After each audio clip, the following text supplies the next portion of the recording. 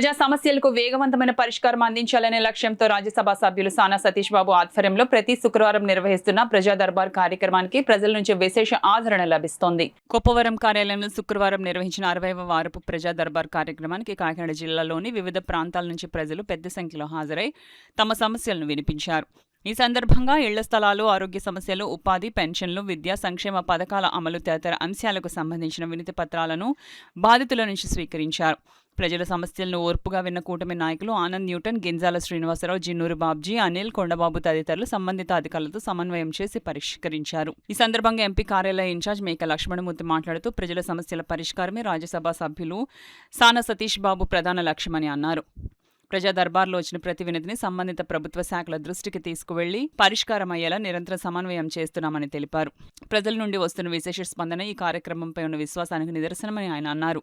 ప్రజల సమస్యల పరిష్కారంలో ఇదే చిత్తశుద్ధితో ముందుకు సాగుతామని తెలిపారు. ఇవాళ సానా సతీష్ బాబు ఆఫీసులో 60వ ప్రజా దర్బార్ కార్యక్రమం నిర్వహించబడుతుంది. మరి ఈ కార్యక్రమానికి పెద్దలు అలాగే చాలామంది అర్జీదారులు రావడం జరిగింది. అర్జీదారులందరూ కూడా కొత్త సమస్యల మీద వారి సమస్యల మీద రావడం జరుగుతుంది. వచ్చిన వారందరూ కూడా చాలా వరకు అప్పటికక్కడే ఒక 60%, 40% వరకు పరిష్కారం అవ్వడం జరుగుతుంది. పరిష్కారం అవన్నీ ఏమైనా ఉంటే ఈ కన్సర్న్ డిపార్ట్మెంట్లకి పంపడం జరుగుతుంది. మరి అంతేకాదు ఈవేళ వచ్చిన అర్జీలు అయితే బొద్దవరం గ్రామం నుంచి రైతులు రావడం జరిగింది. వారికి రేపు కాంపౌండ్ వాల్ ఒకటి కట్టాలని చెప్పి, అలాగే 2-3 స్టూడెంట్స్ రావడం జరిగింది. వారు జాబ్స్ గురించి, మరి అంతేకాదు హౌస్ సైట్స్ గురించి,